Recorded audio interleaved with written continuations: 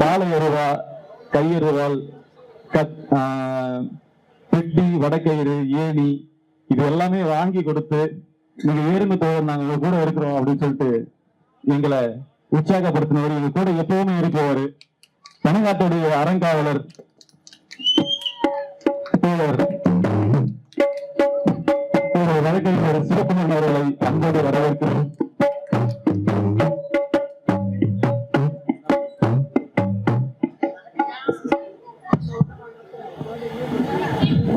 வணக்கம். வணக்கம் தோழர்களே. நம்ம சுத்தி பார்க்கிறோம். இந்த இத்தனை உழைப்பு எனக்கு தெரிஞ்சு மிகைப்படுத்துதல்ல, வரலாற்றுல நம்ம நிறைய போராளிகளை பார்த்திருப்போம். சமகாலத்துல ஒரு போராளியா நான் பார்ப்பது தோழர் பனையேறி பாண்டியன் அவர்களை. இப்ப நம்ம இதெல்லாம் சொன்னபோது இந்த இடத்துல நீங்க கைத்தட்டணும், இங்க கைத்தட்டக்கூடாது அப்படின்னு ஒரு முன்னுரை பொழிப்புரை சொல்லிட்டு செய்த போல் இருக்கு. இது ஏதோ மேடைக்காக சொல்றது இல்ல. பொதுவா நாம சமூகம் சார்ந்த பணிகள் தான் முன்னெடுக்கிட்டோம். அப்ப நம்ம குமரப்பாவை படிக்கிறோம், வள்ளல் பெருமானை படிக்கிறோம். அதெல்லாம் உள்வாகும் போது நம்மாழ்வாரையும் பார்க்கும்போது அவரோடு சேர்ந்து பயணிக்கக்கூடிய வாய்ப்புகள் இருக்கு. நம்ம வழக்கறிஞராயும் 22 ஆண்டுகள் கடந்து போச்சு. சமூக தளத்துக்கு பள்ளி பருவத்திலே வந்துட்டு வரோம். அப்போ ஆழ்வாரை உள்வாங்க இந்த பணிக்கு நம்ம ஒரு சரியான ஒரு தரவு இல்லாம இருந்தது. நாங்க முன்னெடுத்த காலத்துல எனக்கு தெரிந்து குமரி நம்பின்னு ஒரு தோழர், அந்த குமரி நம்பி தோழர் ரொம்ப ஒரு தமிழ் தேசியவாதி, நல்ல எழுத்து, எல்லா செயல்பாடு இருக்கும். அவரும் ஒரு தீவிர செயல்பாட்டாளர். அவர் தொடர்ந்து இந்த கிராமிய தற்சார்பை பேசக்கூடியவர். அதை பேசிக்கொண்டே பனையை வளர்க்கக்கூடிய விஷயங்கள் எடுத்தார். அப்போ கிள்ளை அங்கெல்லாம் பனை மாநாடு நடத்தணும்.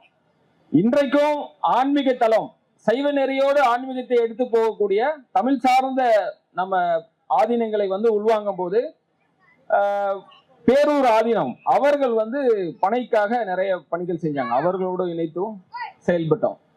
ஆனா அவர்கள் இந்த பனையேறிகளுடைய வேதனையை உள்வாங்கி அவர்களுடைய நலனுக்காகவே செயல்படக்கூடிய ஒரு தளத்தை அங்க அணுக முடியல.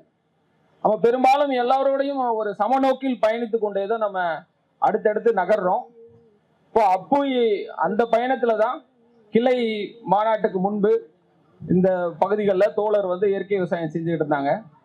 அப்போ பார்க்கும்போது நிறைய தரவுகள், அதை சார்ந்த ஒரு தீர்க்கமான ஒரு சிந்தனை எல்லாமே தோழரிடம் இருக்கிறது நம்ம பார்க்க முடிந்தது. அப்போதான் இந்த பகுதியில் இருக்கக்கூடிய நிறைய தோழர்கள் ஒருங்கிணைச்சு நான் அவர் வீட்டில் துணியெல்லாம் கொண்டு போய் வச்சுட்டேன். நான் அப்பெல்லாம் திருமணம் பண்ணல, நான் இங்கேயே தங்கி செயல்பட்டு போறேன் அப்படின்னு எது சரியா இருக்கோ நம்மாழ்வாரை பார்க்கும்போது அவரோட போயிட்டோம். அப்படியே கொஞ்ச நாள் இருந்தோம். அப்புறம் நீ என் கூட எல்லாம் வந்துகிட்டே இருக்கக்கூடாது, நிறைய வக்கீல் வேலை நமக்கு தேவைப்படணும், நீ போ வக்கீல வண்டி ஏத்துங்க அப்படி சொல்லி விட்டுருவாரு. இன்னும் அவரை பார்த்தா எனக்கு அந்த வார்த்தை தான் வரும், வக்கீல வண்டி ஏத்துங்க அப்படின்னு வர. என்னாலும் தமிழ்நாடு முழுக்க அவர் எங்கெல்லாம் போக முடியுதோ அதை நல்ல கிரியை உருவாக்கணும். அந்த பயணம் அப்படியே இருந்தது. இங்கே பார்க்கும்போது ஏதாவது ஒரு இடத்துல ஒரு மாதிரி செய்தாங்க. நம்ம தற்சார்பு பேசிக்கிட்டே இருக்கோம். ஆனா தற்சார்புக்கான ஒரு முழுமையான ஒரு கிராமம் அப்படின்னும் போது இன்றைக்கு ஒரு நிறைய இடங்களை உதாரணம் சொல்லக்கூடிய அளவுல இருக்கு. ஆனா அதை ஒரு என்ஜிஓவா தான் அவங்க பார்க்கக்கூடிய தன்மை இருக்கும். இன்னும் அவங்க போராட்ட களத்துக்கு வரல. அப்ப தோழர்கிட்ட அந்த பாங்கு இருக்கிறதை பார்த்துதான் நம்ம இங்க ஒரு மாற்றத்தை உண்டாக்கணும்னு முதல்ல நாங்களும் ஒரு அறக்கட்டளை ஆரம்பிக்கணும்னு சொல்லி தோழரை நிர்வாக அலங்காலாகி நாங்க பின்னிருந்து நகரணும் தோழர்னு சொல்லி ஒரு அறக்கட்டளை உருவாகணும். அடுத்து இன்றைக்கு ஒரு மாதிரி பனை கிராமமாக கூடிய சூழல்களை தொடர்ந்து முன்னெடுத்துக்கிட்டு இருக்கார். அந்த அளவுல தோழருடைய பணிகளுக்கு நாம் தோள் கொடுக்கணும். அதுதான் இன்னைக்கு நமக்கு அவசியமாக பார்க்கிறோம். இப்ப ரெண்டாவது, நம்ம அரசியல்ல வென்றெடுக்கக்கூடிய வாய்ப்புகள். இப்ப என்றைக்குமே அரசியல் பாத்தீங்கன்னா ரொம்ப தூய்மையெல்லாம் நம்ம எதிர்பார்க்க முடியும். உங்களுக்கு தெரியாததில்ல, இப்ப 5 ஆண்டுகள் இன்றைக்கு திராவிட முன்னேற்ற கழகம் ஆட்சியில இருக்கு. அதற்கு முந்தைய 10 ஆண்டுகள் அண்ணா திராவிட முன்னேற்ற கழகம், அம்மையார் இருந்தார், அதுக்கப்புறம் எடப்பாடியார் வந்தாங்க. அதற்கு முன்பு இருவேறு கட்சிகள் தான் மாறி மாறி வந்திருக்காங்க. அப்போ என்றோ ஏற்பட்ட அந்த சிந்தனையை யாரும் மாற்ற தயாராகல. அவர்கள் வந்தார்கள், இவர் வந்தார்கள், சென்றார்கள், போனார் என்ற அடிப்படையில் இந்த சிந்தனையை மாற்ற தயாராகவே இல்லை.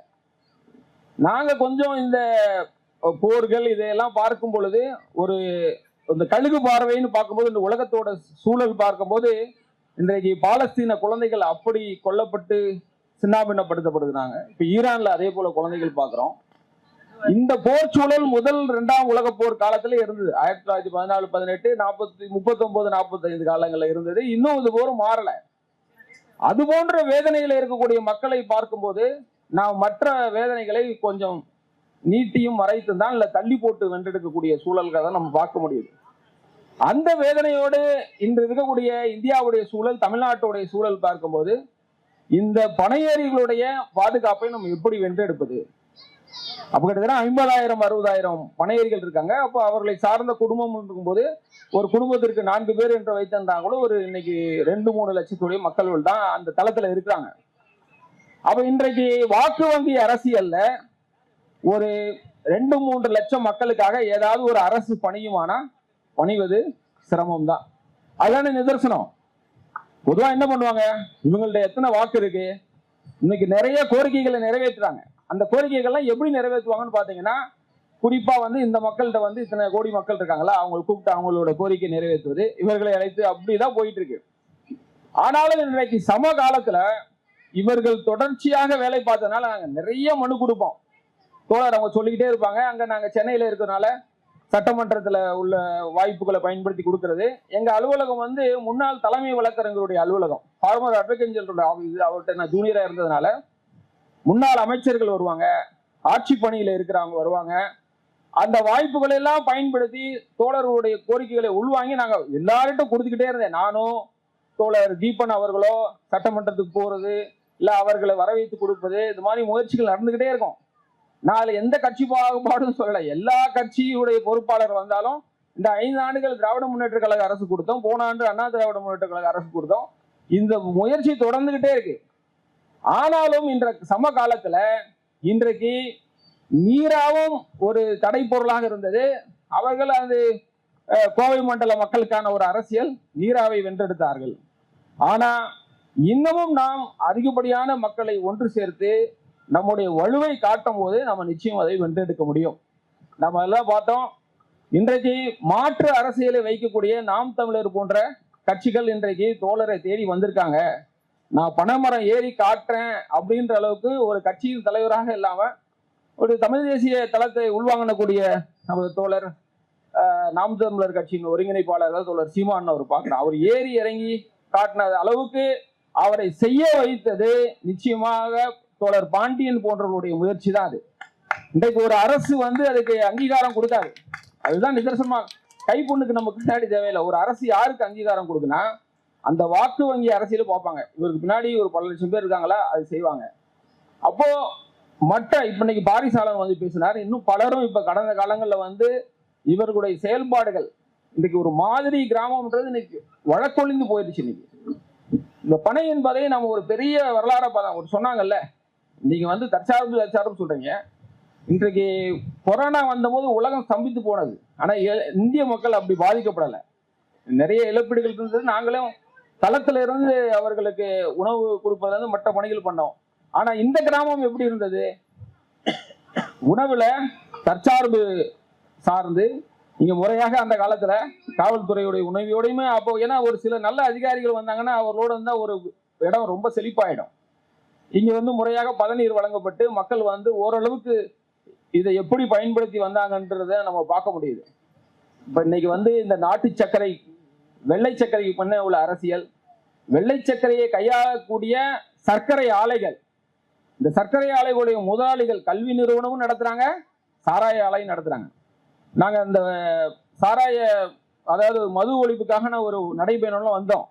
அந்த தளத்துல இருந்தா நாம வந்திருக்கோம். கன்னியாகுமரியில இருந்து சென்னை வரைக்கும் வந்தோம். அப்ப தரவுகள் எடுத்தோம். கிட்டத்தட்ட இன்னைக்கு கல்வி தந்தைகள் பல பேர் சாராய கடை வச்சிருக்காங்க. சாராய கடை இல்ல, ஆலையே வச்சிருக்கிறாங்க. அப்போ எல்லா பெரும்பான்மையான கட்சிக்கு, ஒருவேளை நான் இந்தியாவில ஒரு 150 கட்சி இருக்குன்னா 150-200 கட்சிக்கு இருக்குன்னு சொல்லல. பெரும்பான்மையான கட்சிகள் சாராய ஆலைகளை வைத்து அதன் மூலமாக கல்வி நிறுவனங்களை கட்டி அதை ஒரு பெரிய வியாபாரமாக நடத்தி, நான் மறுபடியும் சொல்றேன், எல்லாரையும் சொல்ல, பெரும்பான்மையானவர்கள் இருந்தாங்கன்னா எப்படி பனையேறிகள் நலனுக்காக அவர்கள் வேலை செய்வாங்க? எப்படி கல்லுக்கு அனுமதி தருவார்கள்? எப்படி நம்மை தற்சார்பாக செயல்பட விடுவாங்க? அப்ப நாம எப்படி வென்றெடுப்பது? சமநோக்குள் உள்ள எல்லா மக்களையும் அரவணைக்க வேண்டிய சூழல்ல இருக்கோம். அது உண்மைதானே தோழர்? உணவுன்னு வந்துருச்சுன்னா அது நிலத்தோடு நீர் நம்மளே ஒப்புக்கொண்டோம். எல்லாருக்கும் உணவு பகுத்துண்டு பல்லுயிர் ஒன்பதுலையும் நாம உள்வாங்கி இருக்கிறோம். அப்போ எல்லா சமூக மக்களுக்கும் இந்த விழிப்புணர்வை நம்ம கொண்டு சேர்க்க வேண்டியது நம்முடைய தலையாய கடமை. மற்றவங்க எல்லாம் வேற அரசியல் எடுப்பாங்க. நாம உலகம் சார்ந்த ஒரு சிந்தனை உள்ள மரபு, தமிழ் மரபு, யாதும் ஊரை யாவரையும் கேள்வி கொண்ட நம்ம மரபுல இருந்துட்டு எல்லாவரையும் நம்ம இதை நோக்கி இழுக்கணும். அந்த நேரத்தில் நமக்கு என்ன பண்ணிடக்கூடாது, இந்த தளத்தை சுருக்கி விட்டோம் என்றால் நிச்சயமாக நம்முடைய பாதையும் பயணமும் போகும்.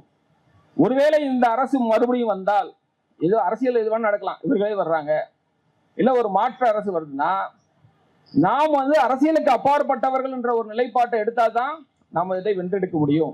நம்ம நிலைமை அப்படிதான் இருக்கு. அது சிறிய கட்சியோ பெரிய கட்சியோ ஒரு கட்சி சார்ந்து போனா இயல்பாவே என்ன பண்ணுவாங்க, நீங்க அந்த கேங்க ஆயிட்டீங்களா, உங்க கேங்குக்கு நாங்க உதவ மாட்டோன்றது ஒரு இயல்பான இருக்கும்ல. அப்ப அந்த தளத்துல பார்க்கும்போது எல்லோருக்குமான இந்த கல் என்ற உணவை அது கூட நாங்க எப்படி பார்த்தோம்னா, பாண்டியன் தோழர்கிட்ட இருக்கிற மாதிரியான அந்த ஒரு அறம் அவர் எழுதி போட்டிருப்பாரு அவங்க வீட்டுல, ஒருத்தருக்கு ஒரு சொம்புக்கு மேல கிடையாது, ஒருத்தருக்கு ஒரு சொம்பு மேல கிடையாது, மொடா குடி குடிச்சிட்டு கிடக்கிறதுக்கான அனுமதி இங்க இல்ல. அவர்கிட்ட இருக்க அந்த அறம் தான் எங்களை இதை நோக்கி வர வைத்தது. இதே போல எல்லா பனையேறிகளும் அந்த அறத்தோடு இருந்தால் உங்களை ஒருவராலும் வென்றெடுக்க முடியும். யாராவது வென்றெடுக்க முடியுமா? எப்போ நாம ₹1 ₹2 ஆசைப்பட்டு, நான் அதோடைய அளவு அதிகமா இருக்கேன், நான் இயல்பா நம்ம கிடைக்க போறிய பெரிய பலன்களை பார்க்கும்போது சொல்றேன், ஒரு சிறு சிறு ஆதாயங்களுக்காக நம்ம எப்போ வளைந்து கொடுக்குறோமோ, எனக்கு தெரியும். இப்ப நாங்க பல அதிகாரிகள் போய் மனு கொடுக்கணும்னு சொல்றாங்க, எனக்கு தெரியும் உங்க மக்கள் என்ன பண்றாங்க. அவங்க 4 வழக்கு முன் உதாரண வழக்குகள் எடுத்து காட்டுவாங்க. இப்படிதான் இருக்கும்.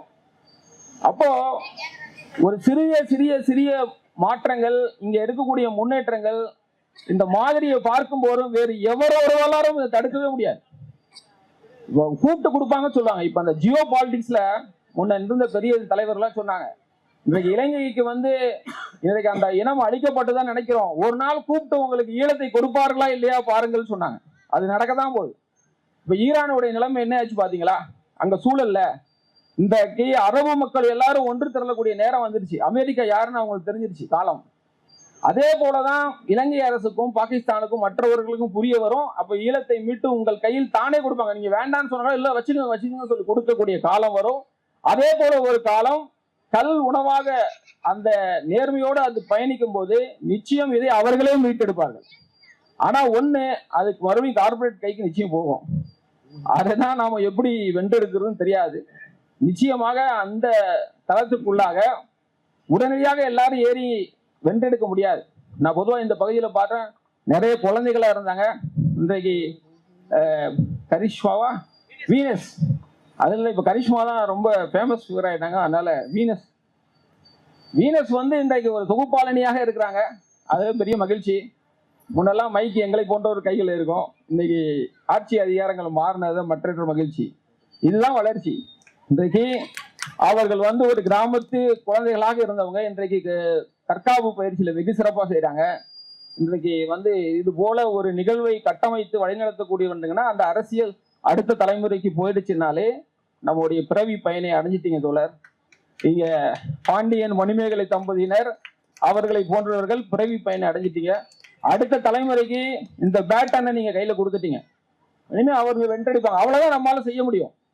பெரிய அந்த இமாலய சாதனைகள்லாம் அதுவும் வாய்ப்பும். ஆனால் இப்ப இருக்கிற சூழல்ல நாம ஒரு சிறிய குழுவாக இருக்கிறோம். ஒரு 50,000 இருக்கலாம், 1,00,000 கூட இருக்கலாம். ஆனால் எதிரிகள் நம்மை விட ரொம்ப வலியவரா இருக்காங்க. வள்ளுவ பெருந்தகை சொன்னது போல ஒரு காலம் பார்த்து தான் நம்ம காத்திருக்கணும். இப்படியே நகர்ந்துகிட்டே போகணும். நிச்சயம் இது ஒரு நாள் வென்றெடுக்கும். அதற்கான எல்லா கட்டமைப்புகளையும் நம்ம உருவாக்குவோம். அதே நேரத்துல இந்த சர்வதேச நோக்குல, இந்திய அரசியல் பாணியில, தமிழ்நாட்டுடைய சமநோக்குகளை எல்லா மக்களையும் அரவணைச்சு போனாதான் இந்த கல் என்ற இந்த உணவுப் பொருளுக்கு ஒரு அங்கீகாரம் நிச்சயம் கிடைக்கும். உங்களை போன்ற நிறைய நேர்மையாளர்கள் உருவாக்கினா நிச்சயம் அதனுடைய வெற்றி வெகு காலம் இல்லை, அதுக்காக தொட்டுவிடும் தூரத்துல இருக்கும். இல்லைன்னா அது கடந்துகிட்டே போகும். எங்களை போன்றவர்கள் இயற்கை விவசாயமோ மனித உரிமை தளத்துல இருந்து பொதுவாக வேலை செய்யக்கூடிய எங்களுக்கு, உங்களை போன்றவர்கள் தான் எங்களுக்கு ஆதார சுருதிகளா இருக்கீங்க. நாங்கள் சொல்வது எல்லோரையும் அரவணைத்து போவோம். இந்த நேர்மையோடு பயணித்துமானால் நிச்சயம் வெற்றி கிடைக்கும். பயணிப்போம். வாய்ப்பு நன்றி. நன்றி தோழர். ஒரு ஆள சிறந்த போராளி. அவர் கோர்ட்டுக்கு போறதை விட போராட்டத்துக்கு போறதுதான் அதிக நாளா இருக்கும். அப்படிப்பட்ட அப்படிங்களா? வணக்கங்க. அப்படி